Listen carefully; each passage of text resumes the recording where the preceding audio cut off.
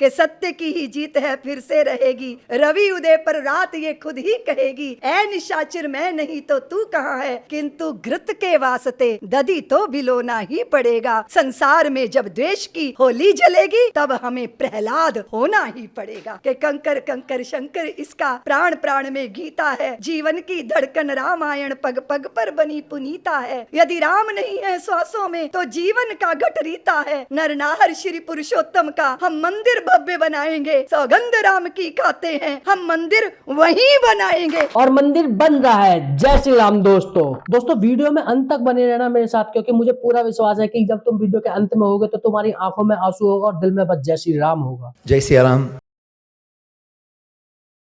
हिंदू हो या मुस्लिम, जिसको इस देश से प्यार नहीं तो फिर उसको इस देश में रहने का अधिकार नहीं। तो यार अयोध्या में भगवान श्री राम विराजमान हो चुके हैं, उसकी आपको बहुत बहुत बधाइयां। आखिर 500 साल बाद ये शुभ कार्यक्रम हो गया है। लेकिन यार इसका विरोध बहुत हुआ। विरोधियों को लगा इसका फायदा बीजेपी और मोदी को हुआ, और वो बीजेपी का विरोध करते करते हिंदू धर्म का विरोध करते हैं। कोई हिंदू धर्म को धोखा बताता है, कोई उसे मिटाने की बात करता है। तो उन लोगों के लिए साध्वी रितंबरा ने एक बात कही थी कि इस हिंदू के शब्द से तुमने इतना क्यों कोहराम मचाया, लगता क्या बाप तुम्हारा जर्मन या जापान से आया। दोस्तों साध्वी रितंबरा जी ने राम मंदिर में जो भूमिका निभाई उससे पता चलता है कि औरत यदि प्यार में है तो ममतामयी कोमल चित वाली है, और जब भरे हुंकार क्रोध से तो महाकाली है। लेकिन ये उनके लिए बिल्कुल नहीं है जो दो अंग्रेजी के वर्ड्स पढ़ के इंस्टाग्राम पर रील बना के बोलती है कि लड़की हूँ लड़ सकती हूँ, क्योंकि उनका संघर्ष तो बस यहीं तक है कि बॉयफ्रेंड ने धोखा दिया, बेस्ट फ्रेंड ने संभाला, और ये बात उन्हें भी पता है कि कौन सही और कौन गलत। मैं उस टॉपिक पर जाना नहीं चाहता, तो बात करते हैं मां साध्वी रितंबरा जी की, क्योंकि जो संघर्ष इन्होंने राम मंदिर के लिए किया और दुख सहा, उसके बाद शब्द नहीं निकलते, बस इतना निकलता है कि धन्य है आप, और धन्य है वो लोग जो राम मंदिर के आंदोलन से जुड़े रहे स्टार्टिंग से। प्रणाम है उन सभी लोगों के चरणों में जिन्होंने 500 साल तक इस आंदोलन को जिंदा रखा। यूं तो इस आंदोलन में एक से बढ़कर एक वीर राम भक्त योद्धा हुए, लेकिन जब बात साध्वी रितंबरा जी की हो रही है तो मैं आपको बता दूं, जब वो बोलती थी तो एक जोश पैदा हुआ करता था। अब यही सुन लो।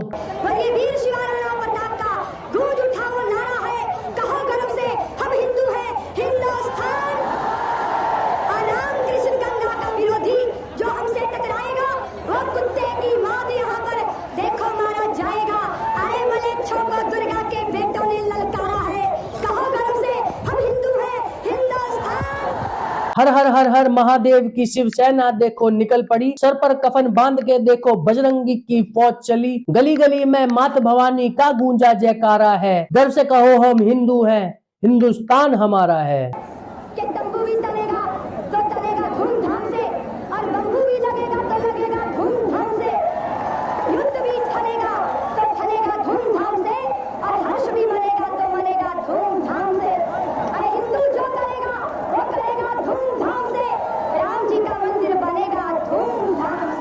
और कुछ लोगों ने राम मंदिर की प्राण प्रतिष्ठा में जाने से मना कर दिया कि उनका एक वर्ग का वोट बैंक नाराज हो जाएगा, और उन्हें प्राण प्रतिष्ठा में नई नई कमियां नजर आ रही हैं। तो भैया मिर्ची लग रही है वोट वालों को, मत वालों से टकरा के देख लीजिए, और जोर हो तो जोर आजमा के देख लीजिए। ऐसे बहुत से भाषण हैं जिन्हें सुन के मैं तो बस इतना ही बोलूंगा कि जन जन के दिल में आग उठी थी और जय श्री राम के नारों से गूंजा था अंबरा, जब मन से ललकारी थी हिंदू शेरनी साध्वी रितंबरा। इन्हें सुनने के लिए हजारों लाखों लोग बेचैन रहते थे। अभी ये टाइम्स नाउ नव भारत में आई थी, जहां इन्होंने बताया कि कैसे इनके गुरु भाई को उठा के ले गए थे और उनके घुटनों तक रुई बांध के 15 दिनों तक मिट्टी का तेल डाल के जला जला के मारा था। उसी इंटरव्यू में ये बताती हैं कि कैसे इन्हें आतंकवादी की तरह ट्रीट किया गया, कैसे इन पर अटैक हुए और कैसे इनका चरित्र का हनन हुआ। और आगे जो ये बता रही है, ये बताते बताते खुद रो गई थी, और यकीन मानिए आंखों में आंसू मेरे भी थे। अगर तुम राम भक्तों और कार सेवकों के लिए तुम्हारे दिल में दर्द है तो यकीन मानिए आंसू तुम्हारे भी नहीं रुकेंगे। तो सुनो वो क्या बताती है। तो मेरे को रास्ते में अरेस्ट कर लिया था, लेकिन विरक्त संतों ने देखा, मेरे गुरुदेव ने देखा, रामचंद्र परमहंस जी ने देखा, और हमने जाकर देखा कि किस तरह रक्त रंजित की गई अयोध्या। तो ये तो राजनीति का इससे विद्रूप निकृष्ट रूप हो सकता है कि एक जर्जर ढांचे को बचाने के लिए, तुष्टीकरण की राजनीति के लिए, या वोट बैंक के लिए, या सत्ता को बनाए रखने के लिए, जबकि हमारा संस्कार है कि सत्ता साध्य नहीं है, वो साधन है। उस साधन का उपयोग किसी अच्छे श्रेष्ठ साध्य के लिए किया जाता है। तो कितना दिल दुखा होगा। और आप सोचो सुशांत जी, मेरे जैसे लोग अगर वात्सल्य ग्राम की सृष्टि खड़ी करने में ना लगते तो हम तो अवसाद में थे, हम डिप्रेशन में थे, क्योंकि बहुत सारे लोग जो हमारी विचारधारा को अपनी विचारधारा कहते हैं वो भी साथ खड़े होना पसंद नहीं करते थे,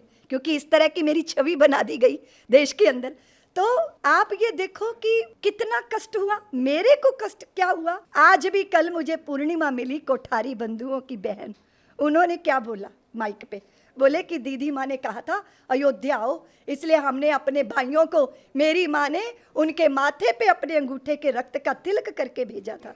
आप सोचो, आप सारे देश का आह्वान करो कि चलो अयोध्या कार सेवा, और वहां हमारे रणबांकरों के साथ, हमारे बच्चों के साथ उनको सीने पे गोलियां उतारी गई, उनके शरीरों में रेत की बोरी भर के उनको सरयू में डुबोया गया, उनका सामूहिक हत्याकांड किया गया। कैसा लगता होगा सुशांत जी, जिस व्यक्ति ने आह्वान किया हो और वहां ये हो जाए, तो उसके हृदय का अपराध बोध हिमालय से बड़ा होगा कि नहीं। हम उसी हिमालय जितने अपराध बोध से दबे हुए थे सुशांत जी। चित्त रोता था, आंसू जल के नहीं होते थे, खून के होते थे। लगता था इतना बड़ा कांड, कितनी सारी स्त्रियों की सिंदूर मांग जो है सिंदूर से वंचित हो गए। देवियों ने, बहनों ने अपनी रक्षा सूत्र किसके कलाइयों में बांधेंगी, माताओं ने अपनी कोख के लाल न्योछावर। लोगों के लिए ये राजनीति है। राजनीति के लिए कोई अपने आप को न्योछावर नहीं करता सुशांत जी। वो राघव के रणंजय थे, वो माधव के धनंजय थे। वो 500 साल की हमारी दुर्व्यवस्था के बीच में कुछ अच्छा हो जाए, इसके लिए अपने को आहूत कर गए। बस वो अपराध बोध हृदय के अंदर, वो ऐसी वेदना थी सुशांत जी। और जिस दिन निर्णय आया, उस दिन मैंने अपने साथियों से कहा मेरे पास पानी रख दो, अगर विपरीत आया तो मैं जी नहीं पाऊंगी, और अगर पक्ष में आया तो मैं उस आनंद को झेल नहीं पाऊंगी। और जब वो निर्णय आया सुशांत जी, हृदय का सारा अपराध बोध, लगा कि अब बलिदान सार्थक हो गया, लगा अब प्रतीक्षा सार्थक हो गई, लगा मेरे पुरखों का तप सार्थक हो गया, ये लगा कार सेवकों की जवानियां और तरुणाइयां सार्थक हो गई, क्योंकि अब हम मंदिर बना पाएंगे। इसीलिए वेदना हृदय की होती है सुशांत जी। लोगों के लिए मजाक होगा, लोगों के लिए राजनीति होगी। मैं कहती हूँ पक्ष विपक्ष दोनों राजनीति कर रहे होंगे, पर राम भक्तों के हृदय में कोई राजनीति नहीं है। वो अपने राम जी को सम्मानजनक जगह पे बिठाना चाहते हैं। कोई अमीर आदमी भी होता है ना सुशांत जी, वो अपना बाथरूम में भी लाखों रुपया लगा देता है, भव्य घर बना के रहता है, और मेरे राम टाट में बैठे हैं। मेरे राम पराभवी युग के प्रतीक के नीचे दमे हैं, उनकी जन्मभूमि। ये वेदना, ये पीड़ा, और उस पीड़ा ने हमें कमजोर नहीं किया सुशांत जी, बलवान बना दिया। क्योंकि जब पीड़ा हिमालय जितनी बड़ी होती है, उसी में से समाधान की गंगा निकलती है। और दूसरी बात सुशांत जी, पीड़ा, आपकी आंखों में आंसू आ गए आज भी वो बात नहीं, मैं इसलिए कह रही हूँ कि हमने इस देश की गंदी राजनीति का विद्रूप रूप देखा है। हमने देखा है कि आप भारत को जड़ से ही काट देना चाहते हो। हम किसी पेड़ की अमर बेल तो नहीं है ना। हमने किसी के लिए कभी दुराव किया हो सुशांत जी, किसी को पराया माना हो, कभी ऐसा नहीं हुआ। एक पक्ष ने कहा कि हम हिंदुओं के साथ नहीं रहेंगे, हमें तो देश का विभाजन करना है, स्वीकार किया गया ना। नहीं तो कौन सी संतान है जिसको अपने माँ की भुजा काटना पसंद हो। क्योंकि हम तो भारत भूमि को मिट्टी का टुकड़ा नहीं मानते, हम तो वो मेरी जगदम्बा है, चिन्मयी सत्ता है वो हमारी। लेकिन हमने ये भी स्वीकार कर लिया। लेकिन सब्र की भी सीमा होती है, वो जब नहीं समझा गया।